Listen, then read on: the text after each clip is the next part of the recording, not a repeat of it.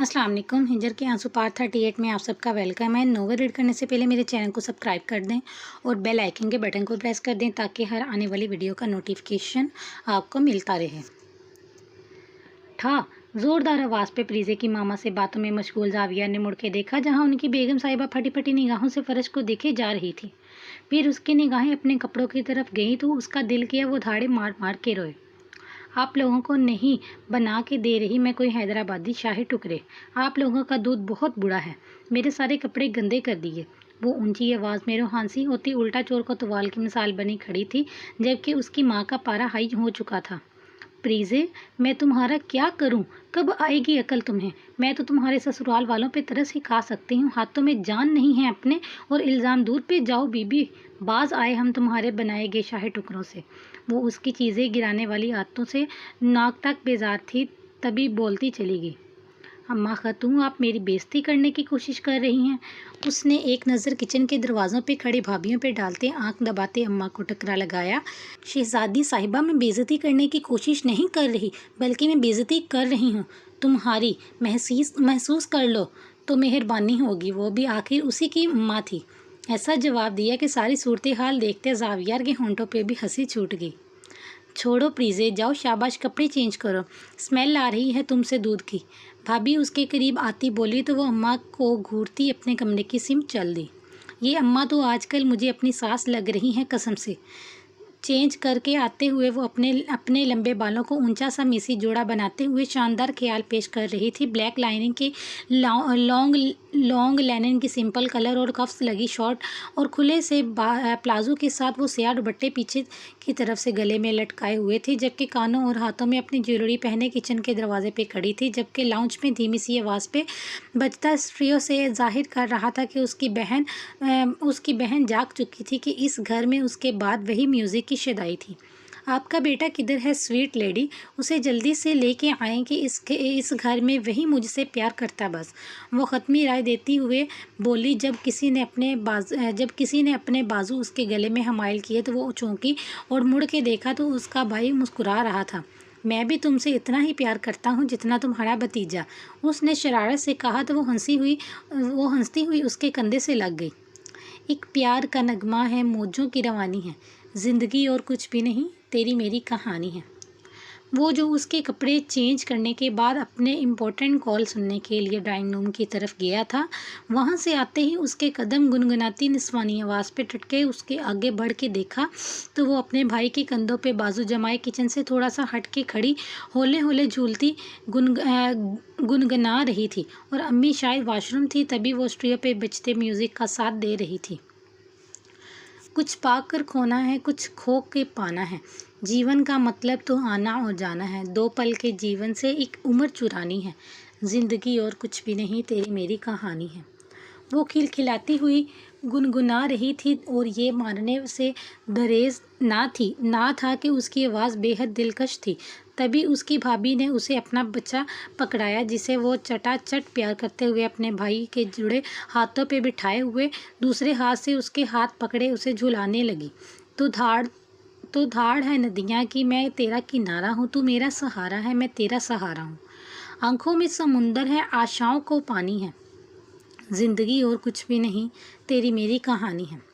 हंसते हंसते उसकी आंखों में पानी सा इकट्ठा हो रहा था लेकिन वो इस तरह गप्पू से शेर को झूले देते रहे और वो हर चीज़ से बेगाना उसे देखे जा रहा था।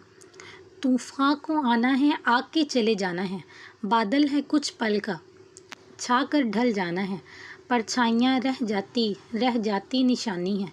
ज़िंदगी और कुछ भी नहीं, तेरी मेरी कहानी है। एक प्यार का नगमा है।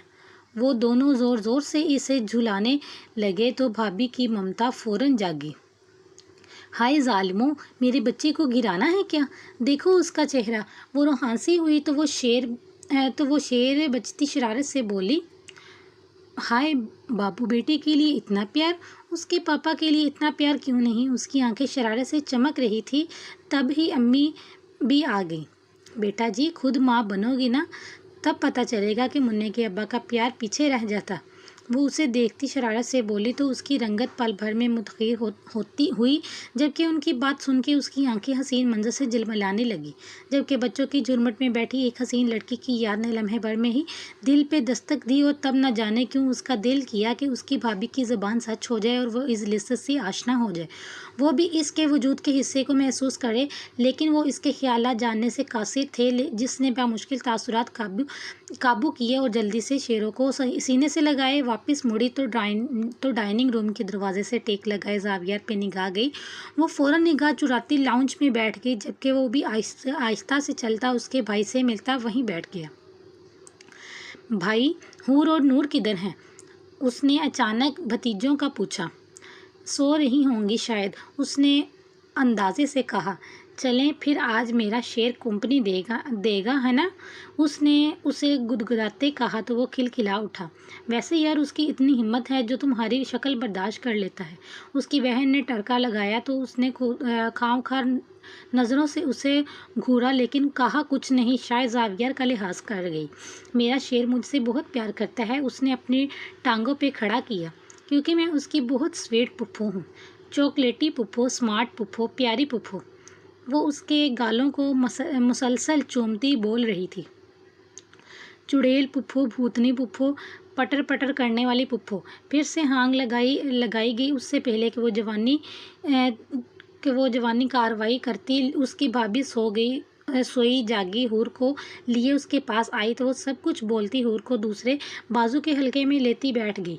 अब वो थी और उसके नन्हे साथी इसकी ना ख़त्म होने वाली बातें थी, जो शायद अपने अंदर के शोर को दबाने के लिए किए जाती थी, जिस पे सब हैरान भी होते थे कि वो कभी इस कदर बात उन्हीं ना रही थी। देखने वाले कहते हैं, ये क्या हुआ तुमको? हाय, क्या कहूँ उनसे, मोहब्बत खा गई मुझे। यार ज़री, क्यों बोर कर रही हो? आओ यार, थोड़ी सी ब्रेक रह गई, बारिश एंजॉय कर लो। बीना की झंझलाती आवाज़ पे उसने खिड़की से उसे देखा, लेकिन बाहर की तरफ ना गई। तुम्हें पता है ना कि मुझे बादल गरजने और बिजली के कड़कने से खौफ आता है, इसलिए मैं नहीं आना।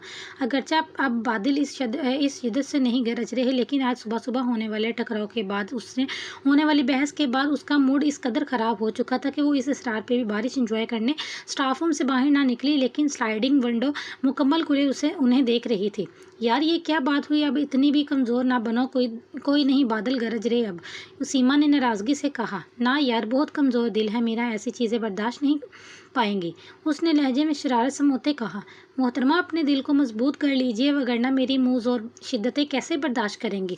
गर्म सांसों की तपश और अल्फाज की ज़ुमानियत अचानक ही उसे अपने बाएं कंधे और कान पे महसूस हुई तो वो करंट खा के पलटी, जहाँ वो दोनों हाथों में हाथ जेबों में डाले पुरसकून अंदाज में खड़ा गहरी नज़रों से उसका जायज़ा ले रहा था। वो आंखें सकेटती उसे उसके कहे अल्फाज के मायने समझने की कोशिश कर रही थी, जब उसके अगले अल्फाज ने उसको धंग सा कर दिया। शादी करना चाहता हूँ मैं आपसे, क्या मुझसे शादी करेंगी मोहतरमा? उसके कहे अल्फाज पे कमरे की छत गोया सर पे गिरने सी लगी, जिसके मलबे तले वो दबी चली गई।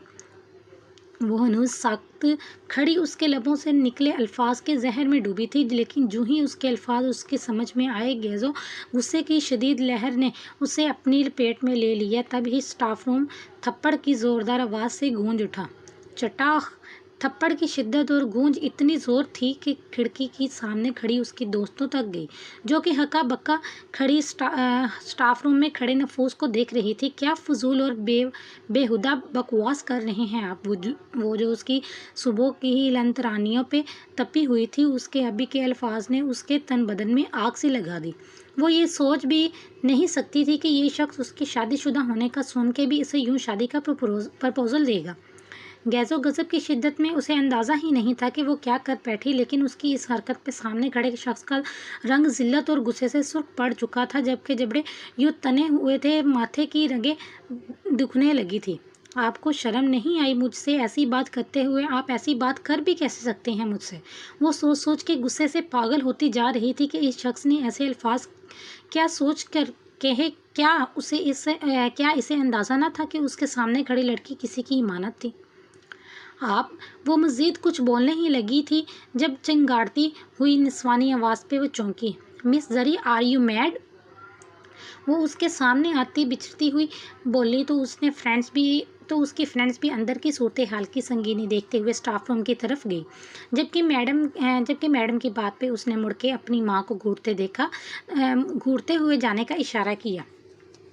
हाउ डे यू नॉनसेंस, वो अपने बेटे की सख्त घूरियों को नज़रअंदाज करती मजीद बोली, बदतमीज़ी मैंने नहीं आपके बेटे ने की है।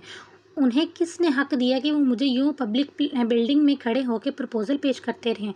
आपको अंदाज़ा है कि आपके बेटे की ये बदतमीज़ी मेरे लिए कितनी मुश्किलात खड़ी कर सकती है? वो गुस्से से कांप रही थी, जबकि न जाने किस खदशे के पेश नज़र उसकी आवाज़ लड़सती हुई बढ़ा रही थी। मुश्किलात तो आपके लिए आ चुकी हैं मिस ज़री। वो बहन से मुस्कुराई तो वो समझती हुई तमस्खर से मुस्कुराई। मैं आपकी दी गई मुश्किल से नहीं घबराती मैडम। आप कल की करती मुझे आज टर्मिनेट कर दें, लेकिन मैं आपको मज़ीद अपनी ज़िंदगी से खेलने की इजाज़त नहीं दूंगी। आप सब देखते हुए, सब जानते हुए मेरी बेबसी का तमाशा तकती रही हैं। आप इन्हें उनके स्टैंडर्ड की किसी लड़की से नतीज कीजिए प्लीज़। वो बहते आंसुओं के साथ बोलती जा रही थी। उसके निस्वानी पंदार को आज बहुत गहरी चोट लगी थी। वो कभी सोच भी नहीं सकती थी उसकी ज़ात यूँ कभी किसी पब्लिक प्लेस पे यूँ तमाशा बनी हुई थी।